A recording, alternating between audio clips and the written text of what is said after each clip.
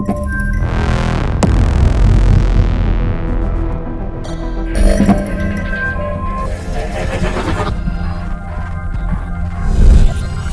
and welcome to Who Dares Rolls. I am your host, Mike B. Here we are again at some indiscriminate time in the near future or the past, whenever. This is out sometime in November now.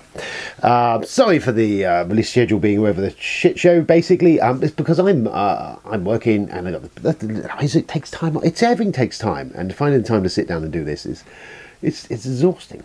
Anyway, I'm here. We are here. So let's do some shizzle. Let's crack on. I hope everyone is well. Everyone had a good week or weekend when we last met. It was a good week or two. How are we doing? Are we all right? We're all good. We're hanging in there. Jolly good. And we're on the doorstep of Christmas. Christmas is coming. We should probably do a Christmas list at some point. I don't know what. But yeah, maybe one of them. Some sort of, hey, you should have this Christmas list of stuff that you need, even though you're not probably playing half the shit you've got already. But more stuff is always important. Right, that's... What have I played?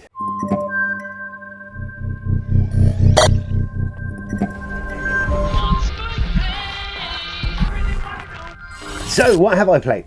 Well, catch up and stuff. I played some on Halloween night, whenever that was a Sunday ago or so, played Fury of Dracula, 3rd edition. I've not played it for ages, actually, so it was really quite fun to dig that out and play it. I played Dracula because I've played it the most. The others guys are a bit rusty, so it was probably the most sensible option. And we played with all the extra rules in place. There's not much, just some little bits we can put layers down and stuff. I love the idea of Fury of Dracula. I love the one against many games. I love the hidden movement games. I was always kind of a fan of Letters from Whitechapel, though I think Fury of Dracula actually is a better implementation of that. In it's more of a gamer's version. Whitechapel's more kind of entry level, despite its slightly grisly theme. But yes, so anyway, you play one person plays as Dracula, everyone else is the vampire hunters trying to track him down across Europe, and they can travel around by carriages and trains and stuff, and Dracula's doing his thing. There's restrictions on Dracula. If you can go in water, it damages him. You can also, there's lots of minutiae rules, like you can sacrosanct areas of ground and stuff and things. It's kind of very thematic, and Dracula is laying a trail as he travels across Europe. By playing cards down, and you can booby trap these trail locations, so that once the hunters are on your trail, they're running afoul of this shit that you left behind, which could be vampires or clan members, your local Sicily. I was going to say the gypsies that hang around with you, selling lucky charms, stabbing passers-by. But yeah, so anyway, it's a lot of that. I love the Dracula anyway. I'm a really big fan of Coppola's Dracula movie. It's very artistically gorgeous to look at. I mean, it's a bit bobbins in regards to actually what's going on. Gary Oldman is chewing the everything around him. The scenes, everything is getting chewed up, and Keanu Reeves somehow appeared as Bill from Bill and Ted in that whole movie. But and Hopkins as well, chewing more scenery. There's lots of chewing in there. I've distracted myself, but if you've never seen it, artistically it looks gorgeous. It's all shot mostly with practical effects, in-camera stuff, and it looks great. And it's all right. And Tom Waits is in it, which always makes instantly everything 10 times better by having Tom Waits in anything. Anyway, so Fury Dracula, you're hunting him down, running around Europe, stuff like that, teeth and things and shit and stuff. And I enjoyed it. I played as Dracula. I got hunted down and murdered by these terrible hunters. I put up a fight initially, and I was a bit too clever. I tried to distract them by shouting some roads off and stuff, when I really should have just cut my losses and run. Someone's sawing a fucking tree down, honestly. So anyway, yes, got hunted down in just outside of Castle Dracula. I was trying to be a bit too clever, and it backfired, and I got staked, and that was the end of that. But it was fun to play, and I would quite like to get that to the table again, because I haven't played it for a while. It's one of those that kind of comes out once a year, it feels like. So it was nice to get a play of that, and actually I'd quite like to play again at some point. Then this Friday around that same time, we went down Bob's, and we didn't play any board games. We played the new Mario Party on Switch, which has got a lot of the old school boards from original Mario Party, and it feels like Mario Party. It was quite fun. I enjoyed that. I like a bit of Mario Party, and the later versions have not been great. This feels a bit more like the Mario Party that we all love and like and stuff. And then last night we played a game of Unfathomable, which is the BSG reskin. I recently sold my copy of BSG because it was a hard decision to make. I've sold a few things that were harder decisions to make, but I need the cash. Apparently, according to working for the NHS, does not pay well. Who knew? But yeah, so I had some bits to pay off. But so I did pick up Unfathomable off the back of that because I thought, you know what, I'll take the shot and see if it's anywhere close to capturing that BSG vibe for me. I quite like FFG's Cthulhu Mythos stuff. Most of it's kind of entertaining. BSG, as we know, is this hidden traitor game based on the TV show, the great TV show. This takes the idea of you being on a cruise ship, and I've covered this before, and it's essentially BSG with kind of tweaks and little bits kind of maybe borrowed from the expansions, not much. Essentially, it plays exactly the same, pretty much. They've kind of taken the bit of the Cylon board is kind of involved in this now because you've got the area called the Deep, so the monsters kind of appear on there. There do seem to be more monsters coming, and you'll get more floods of them. You've got a spell that builds up every round, which you can use to wash the monsters off, which is a bit like jumping in the original. And also you've got another time track, which is to do with you actually driving your ship. Stuff and nonsense. Anyway, plays very similar aside from that. It was generally good. It went through all right. Rich was actually one of the traitors, the only traitor that had been uncovered, and he actually did do us. Our food supplies run very low, and then he uncovered himself as a traitor and basically buggered us up in a couple of rounds. So it went on for an hour and a half or so. It was quite a quick game, and we buggered it up entirely. But yeah, aesthetically wise, it's pretty cool. I think the cards look a bit plain, if I'll be honest with you. There's text on them, but hey, I don't guess there was much on the others. Just it feels that, I don't know, they've got this kind of Art Deco aesthetic to it. It's not terrible.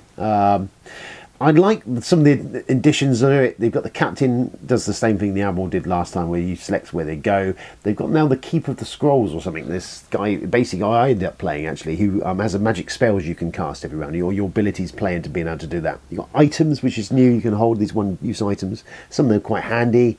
Everything kind of feels pretty cool. Actually, most of it seems to be more tightened on the gameplay. Now, granted, I had all the expansions for it, so it did kind of become a little bloated in with the expansions in the video one, but this takes it back to the bare bones.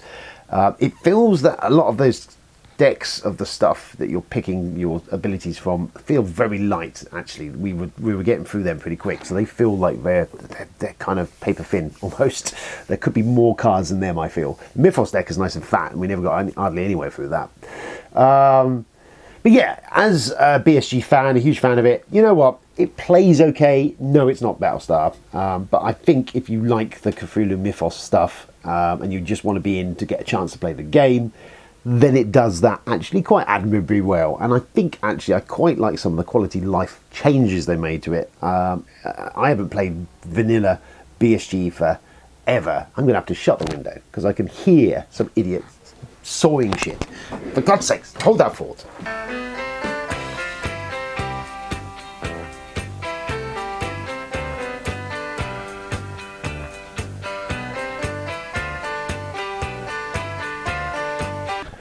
Honestly. Yeah, so BSG, no, Unfathomable. Anyway, yes, so if you don't own BSG, never owned BSG, and you wanted to get a flavour of it, then, you know, Unfathomable, it kind of does that. There's a lot of quality of life changes that make it a bit faster, a bit streamlined, a bit easier. I quite like the concept of the monsters and how they work. Clearly, down the road, there is going to be expansions to this, obviously, and how it seems to be set up is that actually I can see them being able to just basically switch out the old ones, potentially, put something else in. That might be an option they can do. Definitely could do with just more content. Maybe some more characters, but definitely more content of those cards and stuff. A little bit more of that would just give it a bit more oomph, I feel, because I think definitely you kind of skim through a lot of that early doors. However, as I said, as a big fan of it, you know what? It's all right. It's not bad if you can set aside the BSG license not being there. There's a few callbacks to it. But yeah, generally, I was pleasantly surprised. I do want to try and get another game in it, and I might try and get a game in this weekend, so we'll see.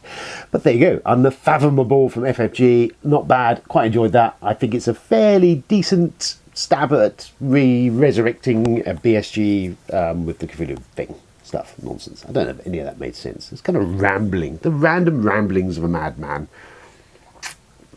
Let's do some news. Here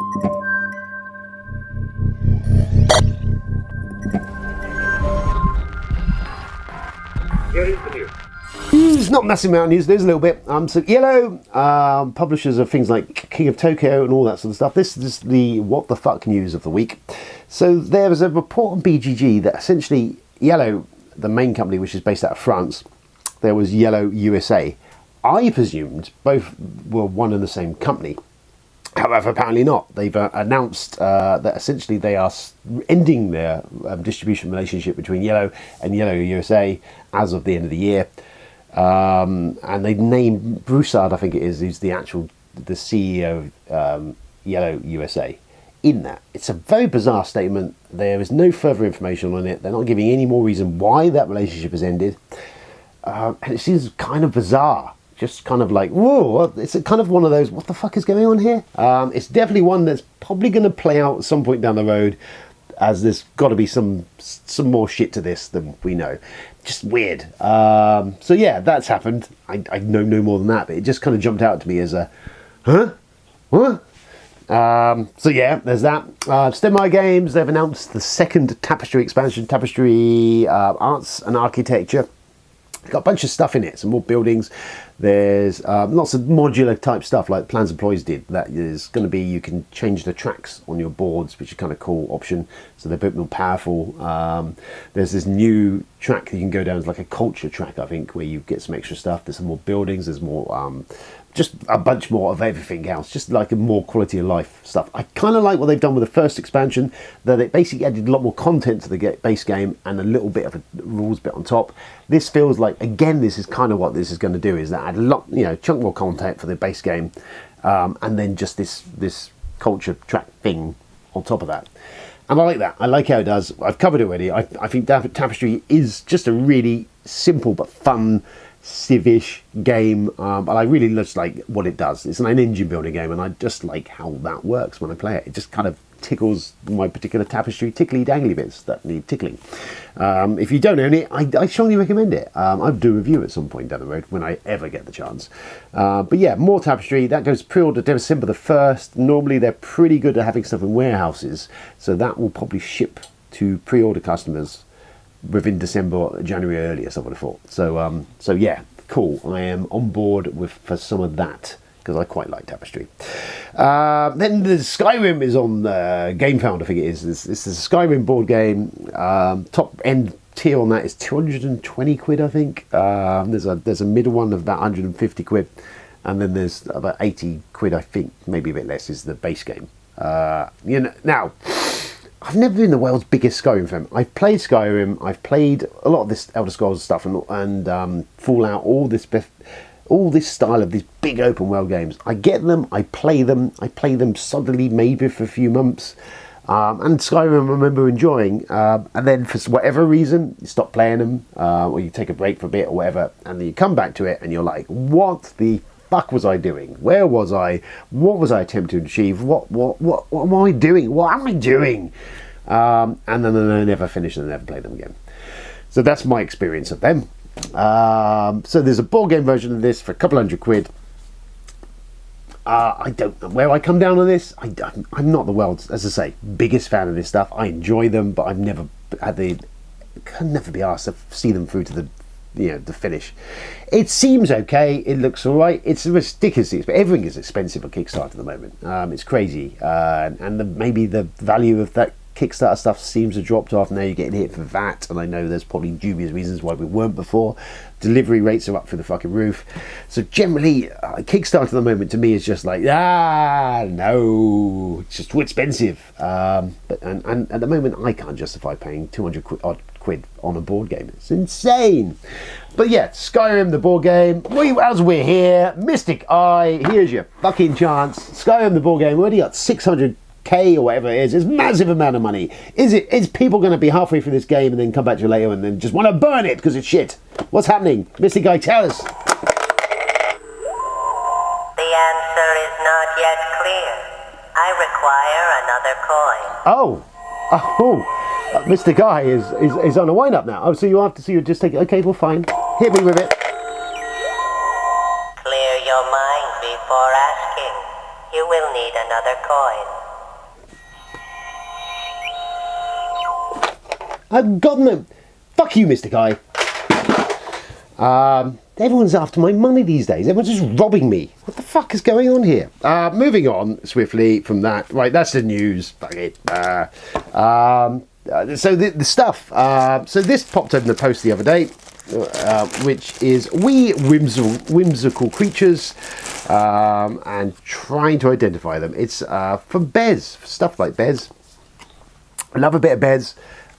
This was a Kickstarter a little while ago. We've got lots of stuff in here, all sorts of stuff. Got stickers.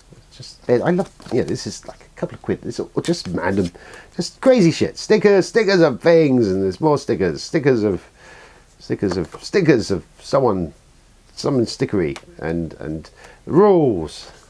Let's get to the rules.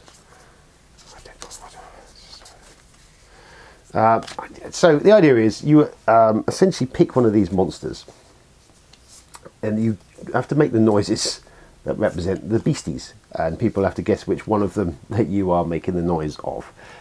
That's pretty much it, really. I just love Bez's chisel because it's just it's so. I like the handmade quality of it, the feel of it.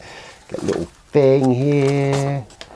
Tells us all about how that came to be. I just, this is what Kickstarter was kind of about. It's just little creators creating stuff, and this was only a couple of quid. Just a lot of just nice. I like the handcrafted quality of it. It just feels like it's handmade. It's a Bezzy's bargain bags, I think, is what she's basically aiming for, which is going to be just these little card games that you can pick up for under a tenner. They come in a Ziploc bag, and there's a game there for you to play. And I like that. I'm all for the innovation and what that's doing. And it's maybe one I can play with the kids, family, or someone. And just generally, I'd like supporting small creators, especially the old UK types. And that's just silly and fun. We'll get a chance to play it later on. Just appealed to me because it's a bit stupid and silly and weird and whimsical and fun. And all that for less than a tenner. Bargain. So that's that. This I've still got a review or look at. It's June House of Secrets, which I did an unboxing of the other day. I've seen not particularly favourable reviews on that so far. A lot of people are saying it's a bit lacking in content or anything. It's like this kind of light RPG experience, but lacking a choose your own adventure thing, but lacking in any real depth. We'll see. I'll play it and I'll find out. I mean, I've enjoyed Detective and I enjoyed Vienna Connection. June looked kind of cool, like a bit of the June. So I'm interested, but yeah, people have been saying no. We'll see. I'll let you know. I'll give you my unvarnished opinion once I get a chance to sit down and play it. Speaking of which, June, that is, and unvarnished opinions. June, I saw June on the big screen. I haven't been to the cinema for a couple of years. Jamie dragged me to that. He said, we're going to go see June. So we watched June, the new Denis Villeneuve version of it. 2 hours, I think it is. It's one that I'm going to need to see again and really properly percolate. Maybe I wasn't fully committed to what I was doing. I was a bit tired, but I enjoyed it. I got a bit of numb bum towards the end of it, and I think more that I just was a bit knackered more than anything else. I mean, epically, it does look gorgeous. It's big, epic sort of space vistas. It's got this kind of very sort of epic. Everything's epic. Everything's big, huge, big, noisy. And some of the music, it fell a little bit into the realms of Tenet did, where you've got this just blaring kind of. Some of it seemed a little bit over much, just too much noise. I'm like, but anyway, epic space thing. I mean, yes, it is. It's only the first part of the book. It's basically about the first half of the book. So it's kind of setting everything in motion and stuff.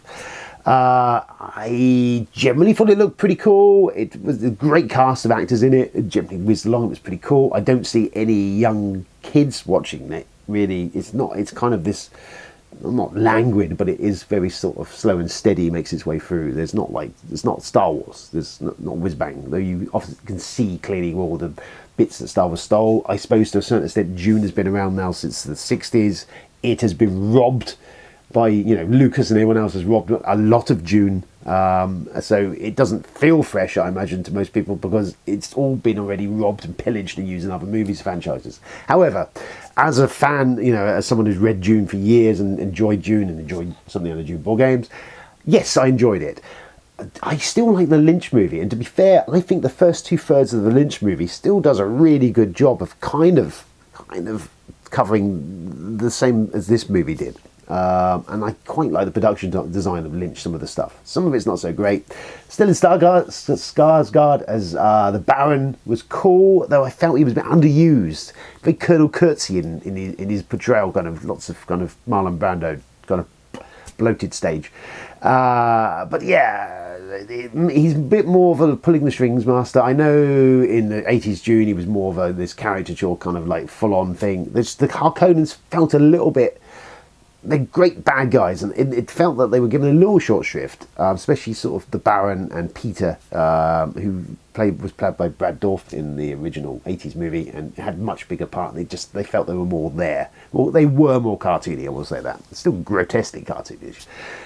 So yeah, I like it. I mean, we're going to have to wait for the second part, which is coming, and I think that's really, that we haven't seen yet in any capacity properly.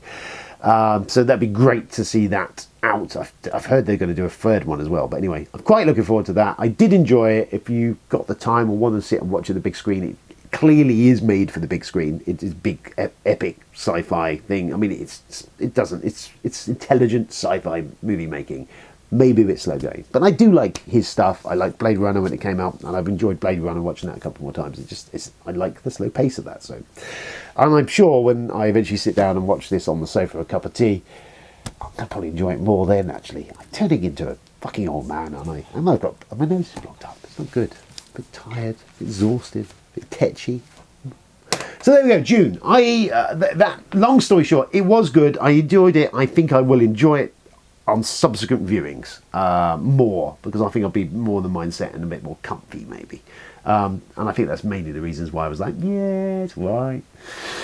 So that's that. It's well worth a watch. If you're a fan of all that, go and watch it. House of Secrets at some point I'll get a look at, hopefully. I know they've just announced that another the GF9's Shrunk Down June is tempting to me. I'm quite tempted by that. I'll see if I can pop that on the Christmas list. That's it. That's for this week. That is this week's video. That's me. That was rambling, I feel. It was rambling. Thanks for tuning in. That was me. Here's Who Dares Rolls. Blah, blah, blah. Like, subscribe, share. We're nearly at 400. We're kind of doing this for viewers. Oh. That's what is happening. So come on, subscribe, type people. My fluffy thing is off the mic again. I need a new fluffy thing. You need to go to Patreon and fund my fluffy thing. Just saying. Until then, it's been a pleasure, and I'm going to sit down and enjoy the rest of my weekend. Well, after I edit this, I will anyway. Until then, it's been a pleasure. I've been Mike B. This has been Who Dares Rolls, and fuck you very much.